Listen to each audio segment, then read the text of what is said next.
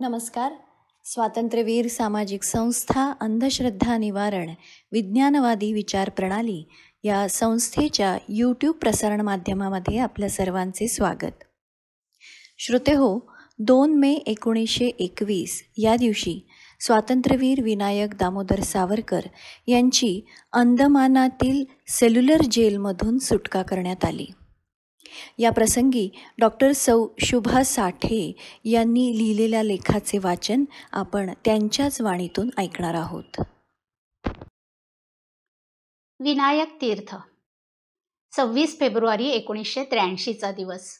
अंदमानच्या cellular तुरुंगापुढील मैदानात शेकडो लोक जमलेले. त्या काळकोठडीच्या दर्शनाने भारावून गेलेले.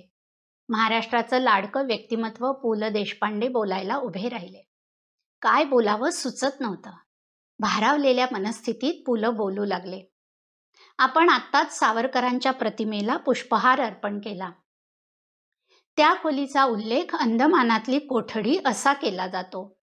परंतु ज्या वेळेला एखाद्या कोठडीमध्ये प्रत्यक्ष तेजच वस्तीला येत असतं, त्यावेळी त्या कोठडीचा गाभारा होतो. ह्या गाभाऱ्यात एक मूर्तिमंत तेज वावरत होतं, ज्यांची काया, वाचा, मन, अवघं व्यक्तिमत्व अंतर्बाह्य तेजस्वी होतं. अशी अलीकडच्या काळातली भारतीय इतिहासातली व्यक्ती शोधायला गेलो तर वीर सावरकरांचीच मूर्ती डोळ्यासमोर येते. जगाच्या संपूर्ण इतिहासात अर्ध्या शतकाच्या जन्मठेपेची शिक्षा दिले गेलेले, एकाच जन्मात 2 जन्माच्या 2 जन्मठेपेची शिक्षा दिले गेलेले पहिले आणि एकमेव राजकीय बंदिवान होते स्वातंत्र्यवीर विनायक दामोदर सावरकर.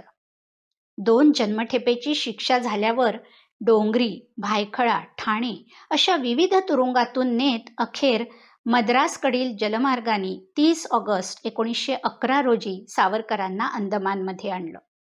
अंदमान भारताच्या पूर्वेकडे बंगालच्या उपसागरात चेन्नईपासून 1200 किलोमीटर अंतरावर 557 द्वीपसमूह. यापैकी फक्त हाताच्या बोटावर मोजता येतील इतक्याच बेटांवर मानवी वस्ती. इतर भाग एकतर निर्मनुष्य किंवा क्रूर अशा आदिमानवाचं वस्तीस्थान. काही बेटांना आजही मानवाचा स्पर्श देखील झालेला नाही.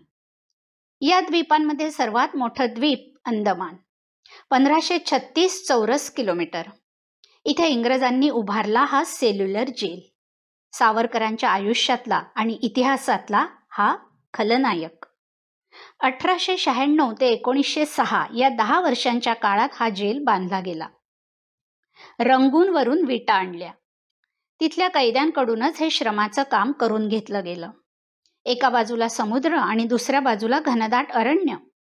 समुद्र पार करून निसटणं कठीण आणि जंगलात रानटी पशु आणि रानटी लोक. सेल्युलर जेल म्हणजे उत्तम वास्तुशास्त्राचा उत्कृष्ट नमुना. सायकलच्या तारांप्रमाणे 7 दिशांकडे जाणाऱ्या 7 विंग. प्रत्येक विंगमध्ये 3 मजले. एकंदरीत 700 कोठड्या. मध्यभागी सेंट्रल टॉवर. ह्या मनोऱ्यावर उभा राहून एकच पहारेकरी 7ही भागातील कोठड्यांवर लक्ष ठेवू शकत असे. प्रत्येक कोठडीला 2 प्रकारची कुलपं. ह्या तुरुंगाचं आणखी एक वैशिष्ट्य असं की कोणताही कैदी दुसऱ्या कैद्याबरोबर संपर्क साधू शकत नव्हता, कारण एका विंगची मागची बाजू तिथे दुसऱ्या विंगची पुढची बाजू. स्वातंत्र्यवीरांना 7व्या विंगच्या वरच्या मजल्यावरील शेवटच्या कोठडीत बंद केलं. या कोठडीच्या खालच्या बाजूला फाशीची खोली. अंदमानात फाशी जाणारा प्रत्येक कैदी स्वतःच्या कोठडीतून सावरकरांना दिसला नाही तरी त्या कैद्याच्या अंतकाळापूर्वीच्या किंकाळ्या आणि आकांत सावरकरांच्या कानी पडून त्यांचं मनोधैर्य खचावं अशी योजना मुद्दाम कारागृहाचा अधिकारी बारी याने केली होती. फासावर लटकलेल्या कैद्याचा मृतदेह मागेच असलेल्या समुद्रात फेकून दिला जाई. फाशी घराच्या शेजारीच मोकळ्या जागेत कैद्यांना फटक्यांची शिक्षा दिली जाई. कैद्यांच्या आरोळ्या, किंकाळ्या सावरकरांपर्यंत पोहोचाव्या हाच हेतू. तिथेच शेजारी कोलूचा घाणा. जाणीवपूर्वक केलेली ही सगळी रचना. आत शिरणाऱ्या प्रत्येक कैद्याला माहिती असायचं की इथून त्यांच्या अस्थीच बाहेर निघणार किंवा कदाचित अस्थीसुद्धा नाही. अंदमानातली आंघोळ कशी? जमादारांनी म्हटलं, लेव पाणी, की एक कटोरा पाणी डोक्यावरून घ्यायचं. मग तो विचारेल, अंग मला? तेव्हा हाताने अंग घासायचं. पुढची आंघोळ जमादाराच्या इच्छेवर. त्यांनी जर पुन्हा म्हटलं, और पाणी लेव, तर आणखी एक कटोरा पाणी घ्यायचं. नाहीतर आंघोळ आटोपली असं समजायचं. सावरकरांचा अंदमानातला पहिला दिवस. जमादारांनी विचारलं, आंघोळ करायची? ठाण्याचा तुरुंग सोडल्यापासून स्नान झालंच नव्हतं. सावरकर हो म्हणाले. जमादारांनी लंगोटी दिली. लंगोटी नेसायची? मन जरा कचरलं, पण लगेच दुसऱ्या मनाने समजावलं. त्यात लाज कसली? रामदास स्वामी देखील लंगोटीच वापरत नसत का? आणि मग सावरकरांनी झटकन लंगोटी नेसली. जमादाराच्या इच्छेनुसार स्नान केलं. 2 कटोरे पाणी. अंदमानातले हाल किती? अगदी नको हे जीवन वाटावं इतके. बंदिवानांना संध्याकाळी 6-7ला जे कोंडून टाकण्यात येई ते सकाळी 6ला उघडण्यात येई.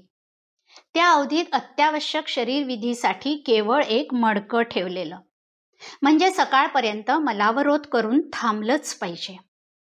जर हे अशक्य झालं तर कोठडीत भुईवरच बसावं लागे आणि सकाळी कोठडी स्वच्छ करण्यासाठी भंग्याची मनधरणी करावी लागे किंवा स्वतःलाच खोली स्वच्छ करावी लागे. अखेर नैसर्गिक विधीचा हक्क मिळावा म्हणून हिंदुस्थान सरकारच्या गृहमंत्र्यांपर्यंत चळवळ करावी लागली. कोलूची शिक्षा ही अशीच, जीवघेणी. ठराविक तेल निघालं नाही तर जेवण बंद. उंच टांगलेल्या बेडीत हात अडकवून रात्रभर उभं राहायचं. या वेळात नैसर्गिक विधीसाठीही मोकळं सोडत नसत. मग अनावर झालं म्हणून कोठडी घाण, आणि कोठडी घाण केली म्हणून सकाळी फटक्यांची शिक्षा. जेवायला अन्न तरी कसं? भाजीत अत्यंत विषारी गोम आणि साप निघत. भाजी म्हणजे काय? फुळूक पाणीच ते. भाकरी म्हणजे जळून कोळसा झालेली. मग कैद्यांचं पोट बिघडणारच. सावरकरांचं असंच पोट बिघडलं. वरचेवर रेच होत, त्यामुळे अशक्तपणा. तरीही कोलू फिरवायचाच. सावरकरांना मूर्छा आली. काही सेकंद ते बेशुद्ध झाले. भानावर आले तर कुठे आहोत हेच कळेना. वाटलं, आत्ताची शांतता किती छान होती. मृत्यू म्हणजे काय? अशीच शांतता. सावरकरांचं मन म्हणू लागलं, कशाला व्यर्थ जगतोस? दोरीच्या एका हिसक्या सरशी करून टाक ह्या जीवनाचा अंत. पण दुसरं मन समजावत असे, अरे, कारागृहातलं हे जीवन तुझ्या देशसेवेचाच एक भाग आहे. हे काही व्यर्थ जिणे नव्हे. आणि तुला मरायचंच असेल तर असा कुत्र्याच्या मोलाने का मरतोस? तुझा छळ करणाऱ्यांना जे करता आलं नाही ते तू स्वतःच्या हाताने का करतोस? मरायचंच असेल तर लढता लढता सैनिकासारखा मर. पण ह्या यातना असह्य झाल्या की अनेक जण आत्महत्येचाच मार्ग निवडत. इंदुभूषणने तेच केलं. अंगाने धडधाकट, मनाने मोकळा असा हा वंग युवक माणिकतोळा बाग खटल्यात 10 वर्षाची शिक्षा होऊन सेल्युलर जेलमध्ये आला होता. इतक्या हाल अपेष्टांना कंटाळून या तरुणांनी आपल्या आयुष्याचा नाश करून घेतला. मान कललेली, जीभ बाहेर आलेली, दोन्ही पाय अधांतरी असा इंदुभूषणचा मृतदेह सावरकरांनी पाहिला. उल्हासकर दत्त, इंदुभूषणचा सहकारी, अंगात 107 अंश ताप, पण हात बेडीत अडकलेले. ग्लानी आली तरी फटके बसतच होते. जबरदस्ती विजेचे झटके दिले जात होते. बारी नावाच्या डॉक्टरनी त्याला वेडं ठरवलं होतं. नानी गोपाळ, 16 वर्षाचं हे कोवळं पोर, एका इंग्रज अधिकाऱ्याच्या धावत्या मोटारीवर बॉम्ब फेकण्याचा प्रयत्न केला म्हणून 14 वर्षाची शिक्षा होऊन आला होता. आपल्याला चोर डाकू सारखी नाही तर राजबंद्यांसारखी वागणूक मिळावी म्हणून या चिमुरड्यांनी अन्न सत्याग्रह केला. त्यालाही सावरकरांनी सांगितलं, अरे, मरायचंच असेल तर असं व्यर्थ मरू नकोस. शत्रूच्या एखाद्या तरी माणसाला मार आणि मगच मर. आपल्या सहकाऱ्यांचं धैर्य वाढवण्यासाठी सावरकर सांगत, एक दिवस असा उगवेल की ह्याच कारागृहात तुमचे पुतळे उभारले जातील. जत्रेला गर्दी लोटावी तशी इथे दर्शनाला माणसं लोटतील. भारतीय यात्रेकरूंचं हे महन मंगल तीर्थक्षेत्र होईल. अशा भयंकर शिक्षा भोगत असतानाही ह्या महाकवींनी हजारो ओळींचं काव्य लिहिलं, तेही जवळ काहीही लेखन साहित्य नसताना. अंदमानातील इतर बंदिवानांनाही शिक्षण आणि संस्कार देण्याचं उत्तरदायित्वही त्यांनी स्वीकारलं. बंदिवानांना अक्षर ओळख करून दिली, त्यांना वाचनाची गोडी लावली, एक छोटं वाचनालयच सुरू केलं. अंदमानात शुद्धिकार्यही सुरू केलं. अशा रीतीने अंदमानात अभंग राहून अनंत देहिक आणि मानसिक कष्ट सोसून अंदमानच्या या नृशंस गुहेत व पराकोटीच्या यातनामय परिस्थितीत सावरकरांनी विविध सार्वजनिक चळवळी करून राजबंद्यांच्या हक्कांसाठी प्रयत्न केले. 1921 मध्ये स्वातंत्र्यवीर सावरकर या यमपुरीतून बाहेर पडले आणि मातृभूमीकडे परतले. आज या सेल्युलर जेलमध्ये क्रांतिकारकांच्या अनेक भारावून टाकणाऱ्या सत्यकथा सांगणारा ध्वनिप्रकाश कार्यक्रम दाखवला जातो. इथे अखंड तेवणारी अमरज्योत आहे. या अमरज्योतीखाली लावलेली सावरकरांची वचनपट्टिका मात्र कोणी देशद्रोही करंट्यांनी उखडून टाकली आहे. हीच आमची कृतज्ञता. वासुदेव बळवंत फडक्यांनी पेटवलेलं हे स्वतंत्रतेचं होमकुंड धगधगतं ठेवून त्यात स्वतःच्या प्राणांची आहुती देणाऱ्या स्वातंत्र्यवीर विनायक दामोदर सावरकरांचं नाव भारतीय इतिहासात रुधिराक्षरांनी अंकित झालंय. या पुण्यशाली महापुरुषाला जिथे बंदिवास घडला ते हे क्षेत्र आता तीर्थक्षेत्र झालं आहे. सावरकरांनी आपल्या सहकारी कैद्यांना धीर देण्यासाठी उच्चारलेली वाणी सत्यात उतरली आहे.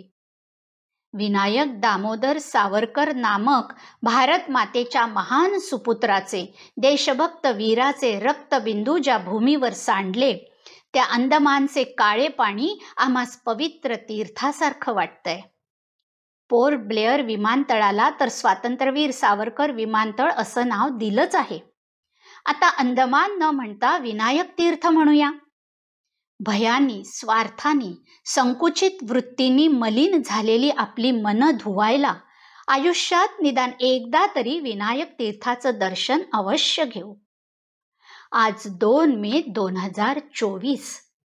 सावरकर बंधूंना अंदमानच्या सेल्युलर जेलमधून बाहेर पडण्याला 103 वर्ष पूर्ण झालेली आहेत. या निमित्ताने करूया विनायक तीर्थाचं पुण्यस्मरण.